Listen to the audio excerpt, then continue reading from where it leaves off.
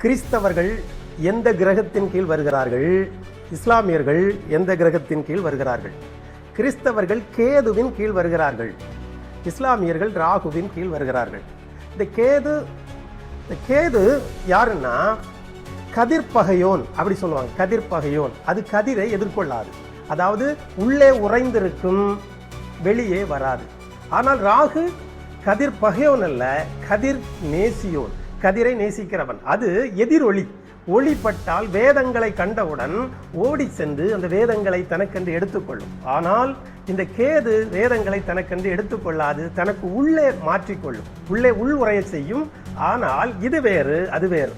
எப்படின்னா, கிறிஸ்தவர்களுக்கு கேதுக்கு தலை கிடையாது, பணிவிடை செய்யும். இது பணிவிடை செய்கிறது. அதனால்தான் கிறிஸ்தவத்தில் ஆசிரமங்கள், அனாதை பள்ளிக்கூடங்கள், ஏராளமான சமூக சேவைகள் உண்டு.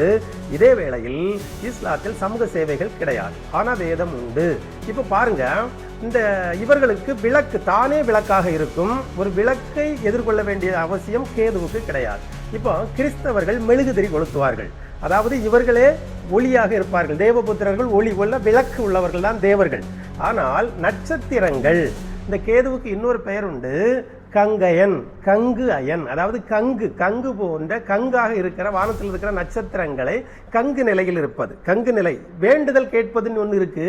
எப்படி வேண்டுதல் கேட்பதுன்னா, கங்கு நெருப்பு ஒளி இருக்கு, ஒளி இருக்கிற இடத்துல அனுகிரகம் இருக்கு, எல்லாமே இருக்கு. ஆனா அந்த நட்சத்திரங்கள் அழிய போகுது. அழிய போகும்போது தான் அந்த ஒளி இழந்து அது கங்காக மாறும். அது கங்காக மாறும்போது இறைவனை நோக்கி ஓலமிடும். ராகுக்கு ஓலமிடுகிறவன் என்று ஒரு பெயரும் உண்டு. அவனுக்கு ஒரு பிரச்சனை வந்து, ஐயோ அம்மோ அப்போ என்று ஒரு என்ன காப்பாற்ற வாருங்கன்னு பயங்கரமாக ஒருவர் ஓலமிடுவாரானால் அந்த ஓலம் தான் ராகுவினுடையது. இப்போ இந்த நட்சத்திரம் சாக போகிற நட்சத்திரம் ஓலமிடுது. ஓலமிட்டால் இந்த சத்தம் இறைவனை எப்படி எட்டுகிறது என்றால், அவர்கள் என்ன பண்ணுவாங்கன்னா, இந்த கங்குல தான் தூபவர்க்கம் போடுவாங்க. தூபவர்க்கம் போட்டு இதுதான் பிரேயர் பண்ணி கேட்பான். இறைவன் கேட்கும் போது அவனிடத்தை அந்த கங்குல போட்டு தான் தூபவர்க்கமாக மாற்றணும். அக்னி இன்னொரு பக்கமாக மாற்றுகிறது. அதனால் இஸ்லாமியர்கள் எப்போதுமே இந்த புகை போட்டு ஓதிக்கொண்டே இருப்பார்கள். இவர்களுடைய நிலை இது. அவர்கள் ஒளியில் இருப்பதால் மெழுகுதிரி ஏற்றி கொண்டு இருப்பார்கள். அவர்கள் எல்லோருக்கும் சேவை செய்வார்கள்.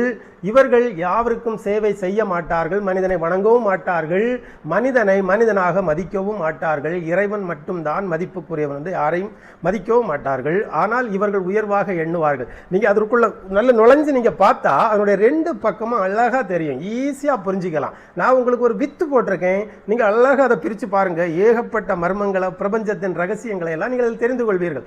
ஏனென்றால் உலகம் முடியும் காலத்தில்